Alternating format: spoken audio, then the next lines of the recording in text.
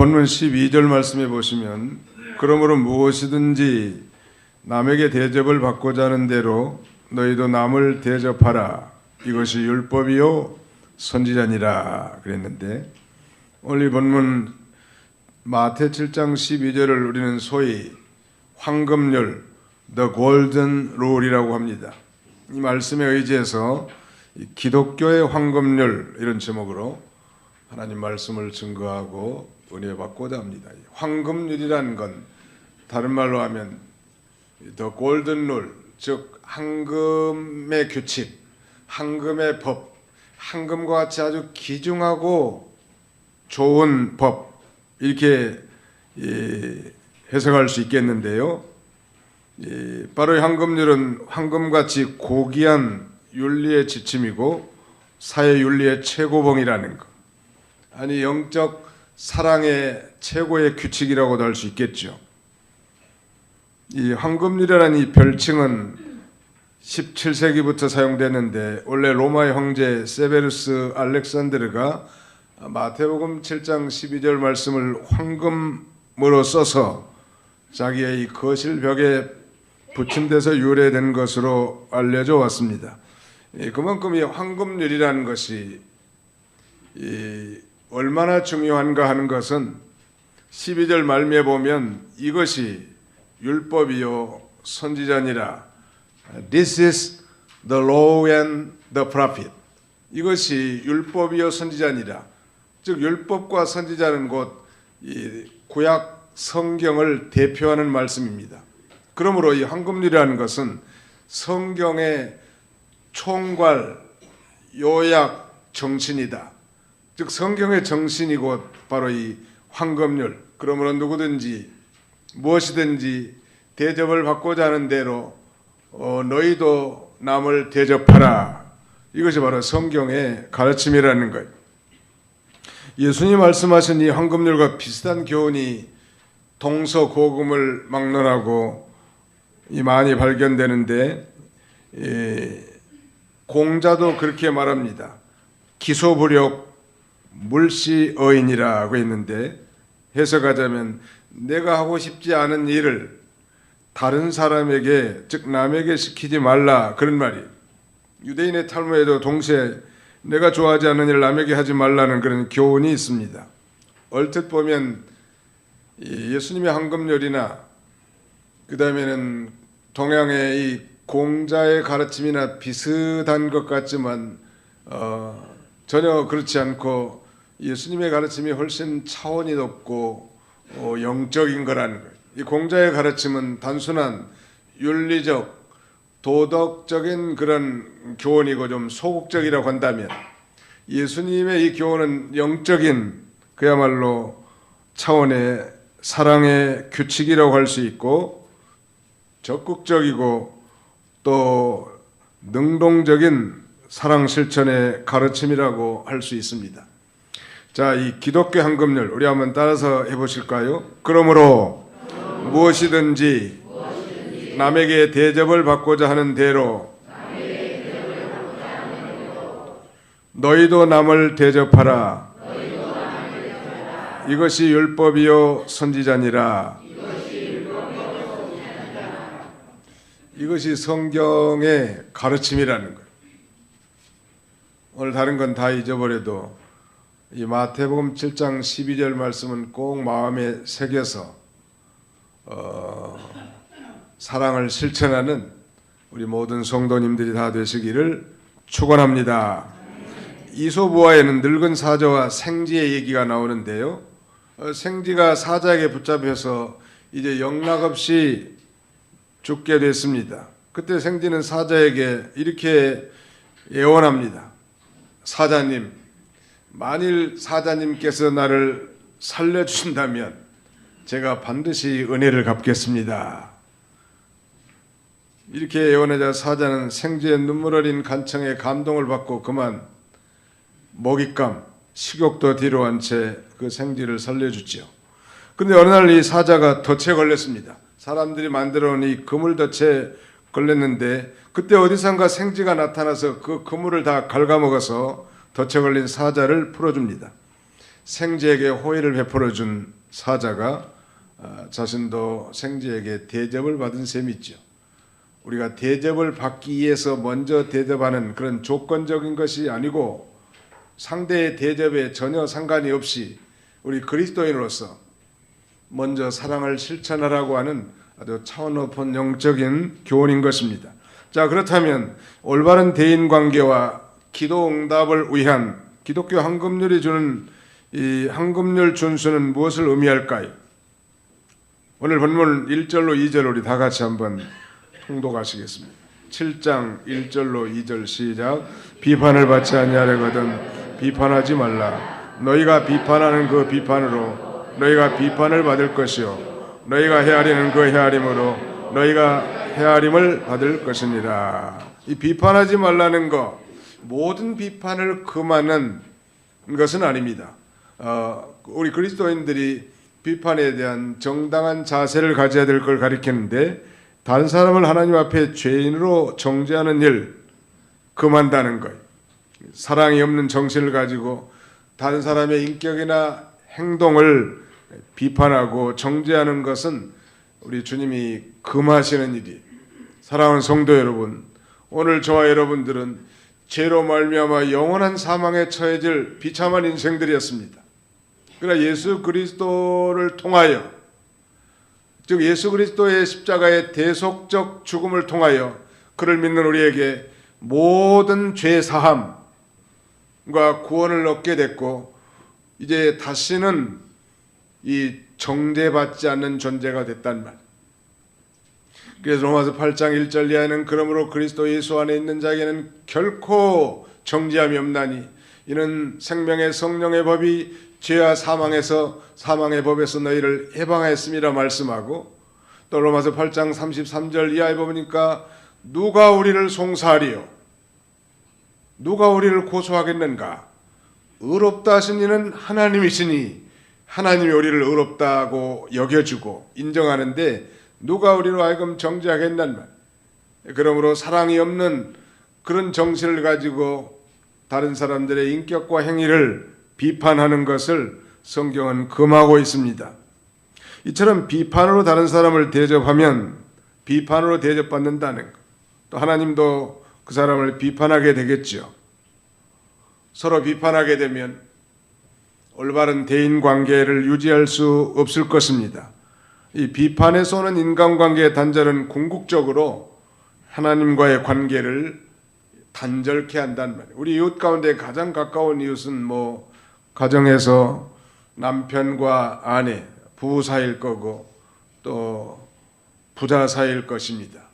가장 가까운 가운데서 이 인간관계가 형성이 되지 않는다면, 아니 그 관계가 깨진다면 그건 하나님과의 관계도 깨질 것이고, 그 다음에는 그것은 곧 우리의 기도가 막히게 되는 것일 것입니다.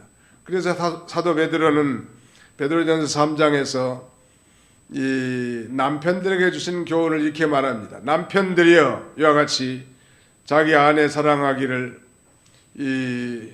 말하자면 그리스도께서 교회를 사랑같이 하라고 교훈하면서 이 지식을 따라 아내와 동거하라. 저는 영혼의 이 같은 동반자고 연약한 그릇이라는 이 지식을 따라 아내와 동거하라고 말하면서 자기 아내를 귀히 여기라고, 그러면서 마지막에 덧붙이는 것은 이는 너희 기도가 막히지 않게 하려 함이니라. 즉 대인관계의 단절은 곧 하나님과의 관계가 단절된다는 것, 즉 영적 교통이 중단되는 것을 가리킵니다. 그러므로 우리가 비판하지 말라는, 또 헤아리지 말라고 했습니다. 2절 하반절에 보니까 너희가 헤아리는 그 헤아림으로 너희가 헤아림을 받을 것이며, 이 헤아린다는 건 저울질하다, 달아보다는 뜻인데요, 다른 사람의 인격과 심사를 달아보고 헤아려 보는 걸 가리킵니다. 그런데 천국 시민이 다른 형제를 헤아림으로 대접한다면, 저울로 떠본다면 자기도 그렇게 헤아림으로 대접을 받게 될 것입니다. 우리를 달아보시고 우리를 저울질하실 수 있는 유일한 분은 하나님밖에 밖에 없는 것입니다. 성경은 하나님께서는 우리의 마음을 저울질하시고 행동을 달아보신다고 했는데요. 만일 그리스도인들이 형제를 비방하거나 판단한다면 그것은 율법을 비방하고 율법을 판단한 것이기 때문에 자기가 하나님의 자리에 선 거나 마찬가지란 말. 그러므로 우리가 하나님의 자리에 서서 교만해서 다른 사람을 비판하고 헤아리지 말도록 예수님께서는 이 산 위에서 산상에서 보화와 같은 교훈을 제자들에게 주신 것입니다. 설령 다른 사람의 잘못이 드러났다고 하더라도 다른 사람을 비판하고 헤아리는 입장에 서지 말고 그 사람을 진정으로 사랑하고 그 사람의 허물을 덮어주고 그리고 그 사람이 회개하도록 기도해 줘야 할 것입니다. 이것이 아주 중요한 거예요. 성경은 이렇게 가르칩니다. 산상수인 초두에 마태오 5장은 소위 팔복에 관한 내용을 예수님이 가르쳐 준 것인데요. 긍휼히 여기는 자는 복이 있나니 저희가 긍휼히 여김을 받을 것이며, 긍휼이라는 건 다른 사람들을 불쌍히 여기는 마음이죠. 그렇게 다른 사람을 불쌍히 여기는 마음을 가지면 자기도 그렇게 긍휼히 여김을 받을 것이라고 말씀하고, 야고보 선생은 긍휼을 행하지 아니한 자에게는 긍휼 없는 심판이 있을 거라고 그렇게 말씀하고 있습니다. 그 다음에 두 번째는 자기 눈 속에 들보를 빼라는 거예요. 자, 3절 4절도 한번 같이 읽어봅시다. 5절까지 3, 4, 5 시작. 어찌하여 형제의 눈 속에 있는 티는 보고 내 눈 속에 있는 들보는 깨닫지 못하느냐. 보라, 내 눈 속에 들보가 있는데 어찌하여 형제에게 말하기를 나로 내 눈 속에 있는 티를 빼게 하라 하겠느냐. 외식하는 자여, 먼저 내 눈 속에서 들보를 빼어라. 그 후에야 밝히 보고 형제의 눈 속에서 티를 빼리라. 기독교의 최고의 법, 로얄 로우는 바로 황금률인데, 이 황금과 같이 아주 귀중한 법을 지키는 사람들은 다른 사람을 비판하거나 헤아리는 사람이 아니고, 또 형제의 눈 속에 티를 거르는 사람이 아니라 도리어 자기의 소유를 되돌아보고 자기를 성찰하면서 자기에게 엄청난 큰 들보와 같은 그런 이 죄악성, 즉 부패성이 있는 줄 알고 그것에 관심을 두고 그것을 빼내려고 애통하면서 하나님 앞에 기도하는 자일 것입니다. 자, 그렇다면 여기 본문에 나타난 형제 눈 속의 티는 뭘 가리킬까요? 이 형제가 예부적으로 잘못한 행위, 이걸 이 티라고 할 수 있고요. 자기 눈 속에 있는 들보는 자기 속에 있는 암반과 같은 부패성이. 그 형제의 눈 속에 있는 티는 small defects, 아주 작은 결함이란 말. 자기 속에 있는 부패성과 죄악성은 big defects라고 할 수 있겠죠. 그야말로 비교할 수 없어요. 예수님은 아버지가 목수였기 때문에 이 공생에 사는 기간 동안에 또 30세까지는 적어도 이 목수일을 열심히 도우셨을 것 같아요. 이 들보가 얼마나 크다는 건 목수로서 너무 잘 아는 거죠. 우리 건물을 지탱하는 이 천정 위에 올라가면 기둥과 기둥을 연결하는 큰 빔, 이걸 보라고 합니다. 이런 엄청난 보와 같은 큰 죄악성이 우리 속에 있다는 것, 드러나지는 않았지만, 그러나 형제가 잘못하고 드러난 예부적인 행동은 거기에 비하면 그야말로 아주 작은 티와 같다는 것. 그러므로 정말 자기 자신이 어떤 존재인 줄 안다면 형제의 눈 속에 그 티를 걸먹거리기 전에 자기 자신의 들보를 생각하고 더 겸비할 수밖에 없을 것입니다. 그리고 그것을 제거하기 위해서 애통하면서 하나님 앞에 도움을 호소하면서 기도할 수밖에 없다는 말. 바울 사도는 자기 자신을 디모데전서 1장에 보면 죄인 중에 괴수다. I am the worst of all sinners in the world. 나는 세상에서 모든 죄인들 중에서 가장 악독한 인간이 바로 자기 자신이라고 이렇게 고백하지 않습니까? 우리도 전적 부패한 자고 우리 속에 선한 것이 하나도 없는 줄 알고 우리가 정녕 우리의 이 들보 같은 이 부패성을 날마다 뽑아버리기를 힘쓰고 성령의 인도를 받고 하나님의 능력으로 성숙한 성화된 그리스도인이 되도록 우리가 기도해야 할 것입니다. 자기가 잘 성숙된 그리스도인이라면, 자기가 적어도 성자가 됐다면 이제 그 다음에는 연약한 성도들의 그 허물을 사랑으로 고쳐줄 수가 있겠죠. 옛날 시골에서는 아이의 눈에 티가 들어가지고 괴로워할 때 그 어머니가 하는 행동이 참 생각이 납니다. 눈에 티가 들어가면 얼마나 아이가 힘들어하냐는 말. 그때 어머니는 자신의 이 부드러운 혀로 그 눈을 헤집으면서 그 티를 빼내주는 거예요. 그 눈이 얼마나 예민한 기관인데 무슨 다른 어떤 도구로도 결코 빼낼 수 없어요. 정말로 성숙한 그리스도인이라면 이제 진정한 사랑을 가지고 형제를 권면해서 그 예부적으로 드러난 잘못된 것을 교정시켜 줄 수 있겠죠. 그렇지 않는다면 사랑이 없는 정신을 가지고 비판하고 판단하고 정죄하고 헤아리고 그 형제의 티를 거론한다는 것은 우리 예수님께서 금하신 거예요. 그렇게 형제를 대접한다면 자신도 그런 대접을 받을 수밖에 없다는 거예요. 그 다음에 6절 보십시오. 거룩한 것을 개에게 주지 말며 너희 진주를 돼지 앞에 던지지 말라. 그들이 그것을 발로 밟고 돌이켜 너희를 찢어 상하게 할까 염려하라. 이 거룩한 것을 개에게 대접하지 말라니, 또 진주를 돼지에게 대접하지 말라니. 이 거룩한 것과 진주는 뭘까요? 구약시대로 말하면 거룩한 제사드린 성물을 가리킬 수 있겠습니다만 오늘 신약시대에 복음 진리를 가리킨다고 할 수 있습니다. 하나님의 말씀은 거룩하고 진주처럼 가치가 있단 말. 그래서 모든 불신자들이 다 복음 진리를 드려야 할 대상이고 우리는 또 전해야 합니다. 그러나 우리의 대접과는 달리 개와 돼지로 비유된 자들, 즉 물고 찢는 자들, 고의적으로 복음을 거역하고 받아들이지 않는 자들, 이들은 무지하고 더러운 자들이고 물고 뜯는 강포한 자들이란 말. 그들에게까지 무절제하게 이 거룩한 것으로 대접할 필요는 없음을 예수님 우리에게 가르쳐 주시고, 몸소 예수님께서도 자신을 배척하고 믿지 않는 자들을 위해서는 이적과 능력을 베풀지 않았다고 성경은 증거하고 있습니다.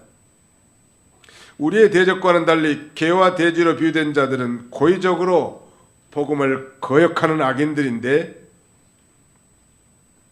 이들은 무지하고 더러운 자들이고 물고 찢는 강포한 자들이기 때문에 복음 진리를 전함으로 대접하지 말라는 것.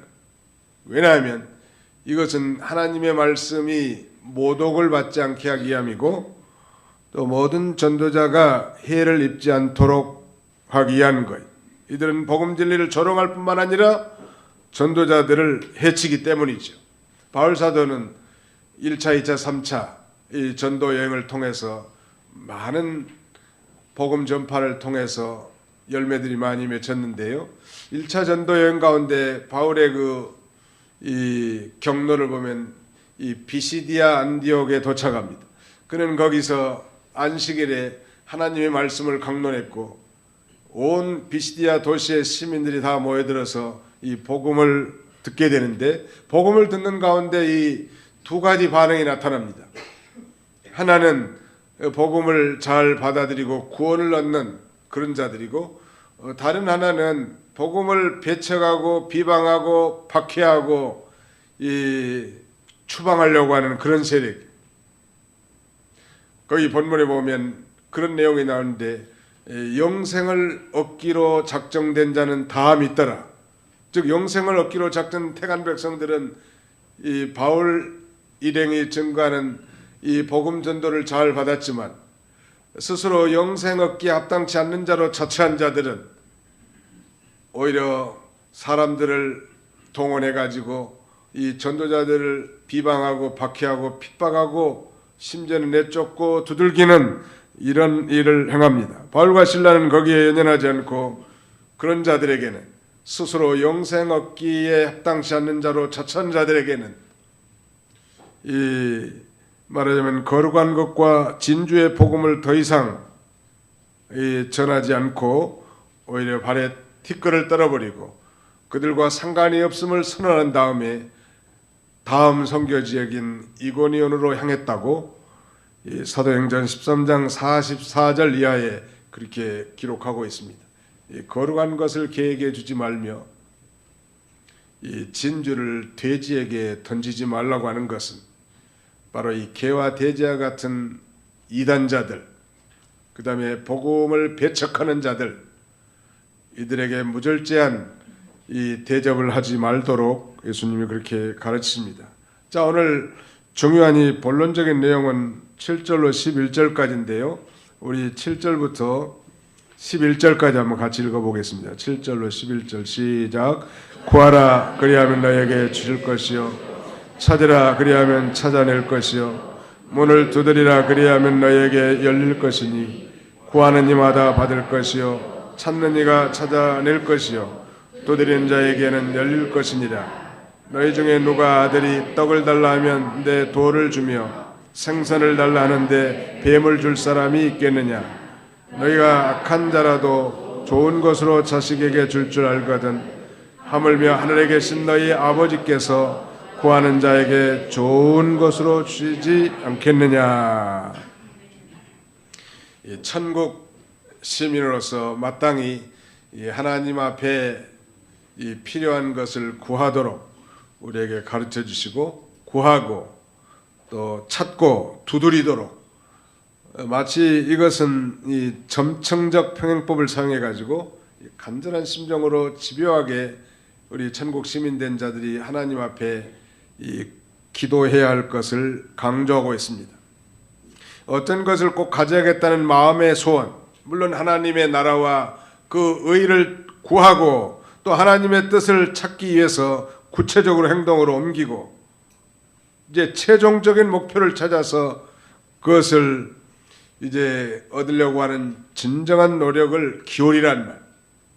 성경은 너희가 얻지 못하면 구하지 아니하며 구하여도 얻지 못하면 정욕으로 쓰려고 잘못 구함이라 이렇게 말씀하시고, 오늘 본문처럼 구하고 찾고 두드리라는 것. 이건 이 지속성이 있는 거 아니겠습니까?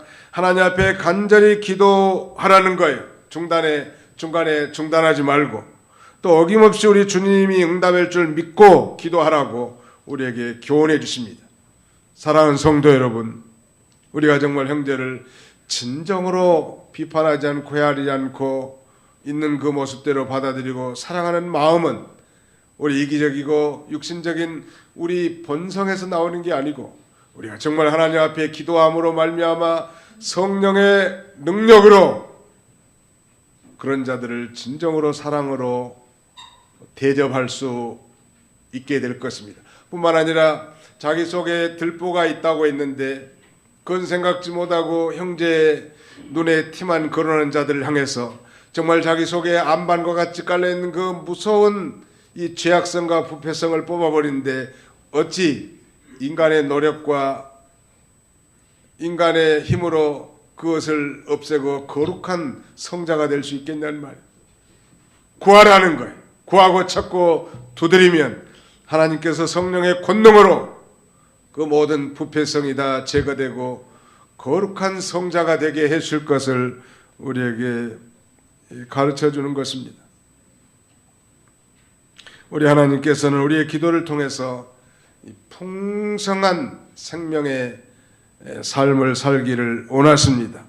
그러면 우리가 부족하지만 또 하나님 앞에 뻔뻔스럽지만 약하고 추하지만 주님 앞에 나와 저 십자가에 달린 예수 그리스도의 보혈에 의지해서 진정으로 자복하고 회개하며 성령의 권능을 힘입어 나갈 때 우리는 예수님이 가르쳐 주신 천국 시민의 최고의 법을 실행할 수 있게 될 것입니다. 어느 날 한 율법사가 예수님을 찾아와 예수님을 시험하여 질문합니다. 물론 이 율법사는 바리새인인데요, 정말 예수님의 교훈을 받아서 그대로 순종하고자 하는 마음으로 예수님에게 질문한 게 아니고 어떻게 하든지 예수님을 딜레마, 함정에 빠뜨리려고 예수님에게 질문합니다. 선생님, 율법 중에서 어느 계명이 크니까? 이렇게 여쭌 것입니다. 거기에 대한 예수님의 대답은 내 마음을 다하고 내 목숨을 다하고 뜻을 다하여 주 너희 하나님을 사랑하고 또한 사람에 대해서도 이웃을 내 자신같이 내 몸같이 사랑하라고. 이 두 계명, 하나님 사랑과 이웃 사랑이 온 율법과 선지자의 강령이라고 이렇게 부연합니다.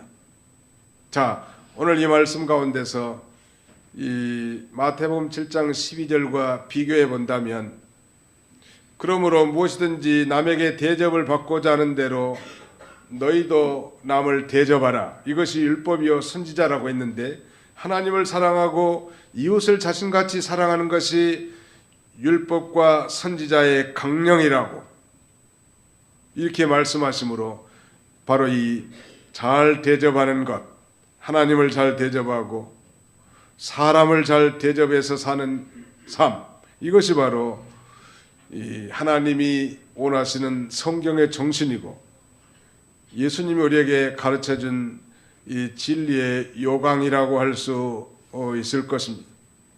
자, 그런 면에서 오늘 이제 마태복음 7장 12절을 같이 한번 읽어보는데, 여기 남에다가 하나님을 대비해서 읽겠습니다.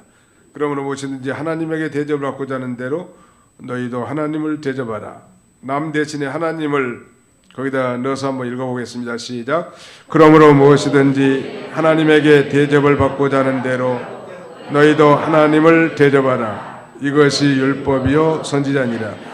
이번에는 남 대신에 이웃을 대입해서 읽겠습니다. 시작. 그러므로 무엇이든지 이웃에게 대접을 받고자 하는 대로 너희도 이웃을 대접하라. 이것이 율법이요 선지자니라. 대접이라고 하니까 음식 만들어가지고 꼭 대접하는 그런 것만 생각하면 안 되겠는데, 그런 면에서 우리 기독교는 대접의 종교예요. 따라서 기독교는 대접의 종교입니다. 하나님을 잘 대접하고 또 사람을 잘 대접하는 것, 이것이 바로 성경의 정신이라는 거예요. 마지막 시대가 다 됐고 사람들이 다 이기적인 그런 시대가 됐습니다. 우리는 우리 주님의 재림이 가까움을 볼수록 더욱 서로 사랑하고 서로 대접하는 이런 복된 삶을 사시기를 주님의 이름으로 축원합니다. 그러므로 하나님을 사랑하고 이웃을 사랑하는 걸 한마디로 잘 대접하라고, 이것이 바로 성경의 교훈이라고. 사실 이 황금률은 모든 인간관계뿐만 아니라 어떤 비즈니스라든지 그 다음에 사회생활, 교회생활 어디에든지 다 적용된다고 할 수 있습니다. 이랜드라고 하는 이랜드 그룹의 회장 박성수 장로는 자신의 이 기업 창업 이념을, 즉 비즈니스 이념을 오늘 여기 예수님이 가르쳐 주신 이 The Golden Rule, 황금률에서 이렇게 교훈을 얻었다고 그렇게 말하고 있습니다. 강남에 어느 큰 교회에 EBM 포럼이라는 게 있다는데, Early Bird Meeting, 생각나시죠? 일찍 일어난 새가 벌레를 잡아먹는다고 했는데, Early Bird Meeting이라는 이 포럼에서 이랜드 성공 비결에 대해서 이렇게 말합니다. 우리는 본질적으로 나 중심적으로 생각하는 죄가 있다고 제기하고, 그러나 황금률을 따라 타인 중심, 다른 사람 중심이 될 때 성공할 수 있다. 그렇게 말하면서 자기는 초등학교 시절 중소기업을 운영하는 어머니로부터 배운 교훈이 있다고 얘기합니다. 그는 어머니에게 경쟁사보다 우수한 품질의 제품을 더 저렴하게 파는 어머니가 이상한 거예요. 우수한 제품이면 더 가격을 더 많이 비싸게 받아야 되는데 어머니는 아주 좋은 제품을 값싸게 팔았다는 거예요. 그게 궁금해서 물어보니까 어머니가 하시는 말씀은 물건을 싸게 팔아야 사람들이 쉽게 살 수 있고 싸게 구입해서 이익을 보면 또 사러 오지 않겠느냐고 대답해 줬다는 거예요. 그때 이 박성수 회장은 이 비즈니스에 매우 중요한 원리를 깨달았다고 하는데 바로 내가 대접을 받고자 하는 대로 먼저 남을 대접하라는 것입니다. 물론 이것이 반드시 100% 옳게 적용됐다고 볼 수는 없지만 그러나 그리스도인이라면 진실한 마음으로 사업을 경영하되 고객 중심의 마케팅과 고객 중심의 사업을 경영을 할 때 하나님이 도우셔서 성공되게 한다는 것. 여러분 황새와 여우에 대한 얘기를 들어본 적 있나요? 이솝우화에서. 아니 뭐 호리병 같은 데다 음식을 담아놓고 여우 보고 먹으라고 하면 그거 어떻게 먹겠냐는 말이에요. 황새는 긴 주둥이로 먹을 수 있지만 여우는 먹을 수 없어요. 이거 모든 걸 다른 사람이 어떻게 이해하는가. 설령 대접을 하더라도 다른 사람 중심으로 이렇게 해야 할 걸 우리에게 교훈해 준다고 할 수 있습니다. 되게 사람들은 다 자기 방식대로 기업도 하고 자기 방식대로 대접하고 하는 게 다 일상사인데 성경의 가르침은 다른 사람 중심이란. 우리 그 동네 주변에도 그 유별나게 그 장사가 잘 되고 식당이 잘 되는 그런 데를 유심히 관찰해 보니까 이 고객 중심이 그 사업가 중심이 아니고 고객 중심이라.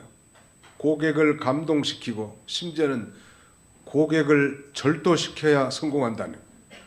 그야말로 다시 오고 싶은 마음이 생기도록 해야 될 거 아니에요. 한번 와보면 요새 사람들의 입은 다 비슷하기 때문에 웬만하게 맛을 다 분간할 수 있고 그 분위기도 다 분간할 수 있다는 것. 정말로 고객 중심으로 고객이 정말 무엇을 원하고 어떤 서비스를 바라는가 고객의 입장에서 생각해야 되는데 소위 갑질 경영 이건 고객을 그야말로 충격받게 하는 거예요. 바로 이 황금률은 우리의 모든 일상사에 다 적용될 수 있음을 가리키고 그건 결국 자기에게 되돌아오게 된다는 것. 하나님을 잘 대접하면 기도 응답을 통해서 하나님께 풍성한 것을 받을 수 있습니다. 오늘 이 황금률 바로 앞에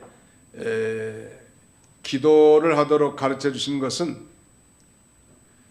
하나님을 잘 대접하고 또 하나님이 기뻐하신 뜻을 따라서 순종해 나갈 때 그가 드리는 그 기도가 하나님 앞에 잘 응답될 걸 우리에게 가르쳐 주기도 하는 거예요. 또 대인관계도 마찬가지라고 그랬죠. 대인관계도 바로 하지 않으면 그건 하나님과 결국 막히게 되고 기도가 막히게 된다는 말. 옛날에 그 새마을 보일러라는 게 있는데 이 보일러 호스에 한 군데만 막히면 전체가 방이 따뜻하지 않아요. 이 사람과 막히면 결국 하나님과도 막힌다는 거예요.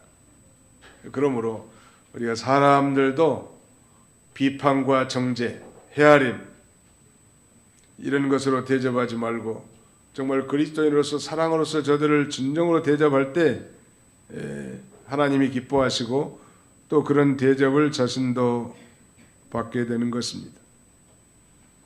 오늘 이 말씀을 들으면서 내 코가 석자인데 내가 어떻게 이웃을 먼저 생각하고 베풀 수 있겠는가 이런 생각을 가진 분이 혹시 있을 거예요. 왜냐하면 마음의 여유가 없기 때문에. 가난한 자는 여유가 많지 않단 말. 그러나 큰 부자들, 특별히 착한 부자들은 다르죠. 여유롭습니다. 모든 것을 다 풍성하게 가졌단 말. 그러므로 가난한 사람들을 생각할 줄도 알고 그 다음에는 그들의 필요를 알고 베풀기를 힘쓰는 거예요. 자, 그럼 우리는 가난한 자인가 부자인가? 우리는 가난한 자입니까 부자입니까? 확신이 없으시구만. 한 가지 분명한 것은 우리 아버지가 이 세상에서 가장 큰 부자예요. 천지 만물, 즉 만물의 주인이 우리 아버지시고 우리는 예수 그리스도의 피로 죄 사함 받고 그 피의 언약으로 말미암아 하나님 아버지의 자녀된 자예요. 그러므니 엄청난 부자인 아버지를 모신 자녀들이라면 우리는 부자입니까 가난한 자입니까? 네, 부자예요. 끝날 때가 된 모양이야. 전화 몇 번 보니까. 한번 잡시다. 우리는 그리스도 안에서 큰 부자입니다. 믿습니까? 믿으시면 이제 부자는 여유가 있다고 그랬죠. 가난한 사람들 좀 돌보라고. 오늘 중에만 끄면 돼요. 다른 사람을 진정으로 생각하고 돌봐줄 줄 알아야 된단 말. 우리 하나님 아버지께서는 모든 걸 소유하시고 통치하시고 또 주관하시는 전능하신 하나님이십니다. 그런 그분의 자녀들이요. 저와 여러분들이. 비록 이 세상에 보이는 것은 좀 부족하다 할지라도 예수 그리스도를 통해서 구원과 영생을 얻고 저 천국 기업의 상속자들이 다 됐단 말. 그러므로 우리 주변에 이 가난한 자들을 돌보는 것 필요해요. 이번에 우리 동서울로에 노예 시찰하면서 여러 교회를 두드려봤는데 제가 노회장이기 때문에 시찰장으로서 좀 관심 있게 교회들을 살펴봤는데 어떤 교회는 보니까 작은 교회인데 그 월드 비전과 컴패션이라고 하는 이 구호 단체를 통해서 저 아프리카의 가난한 자들을 돕고 있더라. 우리 교회보다 참 낫구나. 그건 아예 이제 교회 통장에서 그런 그 구호 단체 계좌로 자동 이체가 되게 되는 거예요. 매달. 그 교회도 그렇게 넉넉한 교회가 아니지만 정말 어렵고 힘든 제3세계 그 어린 아이들, 빈국의 국민들의 구제품을 위해서 성도들이 연부한 그 금액이 매달 일정하게 자동 이체돼서 이 가난한 자들을 돕는 모습을 보았습니다. 참 허무됐고요. 하나님의 계획은 사람이거든요. 우리 사람을 통해서 가난한 자를 돕게 해놨단 말. 부자도 내신 분이 하나님이시고 그런 면에서 우리는 이미 하나님께로부터 엄청난 걸 받았죠. 예수 그리스도 아들을 아끼지 아니하시고 우리에게 주신 하나님의 사랑이 그리스도께서 우리를 위하여 죽으심으로 하나님께서 우리를 향하신 자기의 사랑을 확증하셨다고 했고 아들과 함께 구하는 자에게 모든 좋은 것을 주시지 않겠느냐고 말씀하신 하나님, 우리가 더 풍성하게 살 수 있다는 말이죠. 그러므로 오늘 우리가 이 기독교의 황금률 우리가 삶에 적용해서 사랑을 실천함으로 우리 하나님을 기쁘시게 해드리는 복된 삶이 다 되시기를 주님의 이름으로 축원합니다. 기도하겠습니다.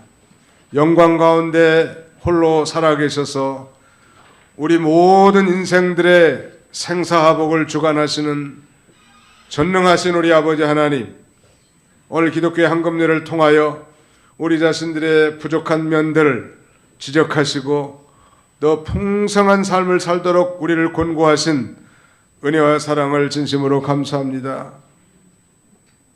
무엇이든지 남에게 대접을 받고자 하는 대로 너희도 남을 대접하라고 이것이 율법이요 선지자니라고 말씀하신 주님, 우리가 섬기는 아버지 하나님이 만물의 주인이시고 통치하시고 다스리는 전능하신 하나님이시고 아들을 보내시고 구원과 생명을 얻게 하신 하나님께서 그리스도 안에서 풍성한 생명의 삶을 살도록 우리를 권고하셨사오니 이제는 연약한 자들의 위치에서 탈피하여 다른 사람을 참으로 사랑 없이 비판하고 또 헤아리고 다른 사람의 눈 속에 티를 검명하면서 참으로 자신을 알지 못하는 빈약한 가운데 살았다고 한다면 우리가 진정으로 회개하고 이제는 하나님을 잘 대접하고 사람을 잘 대접함으로 참으로 풍성한 생명의 삶을 살고